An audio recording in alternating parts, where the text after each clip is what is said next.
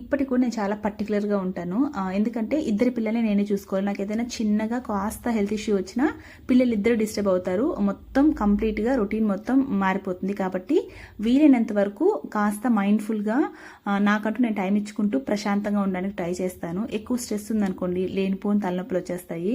So కాబట్టి వచ్చేటి వెళ్ళను మనం ఆపలేము.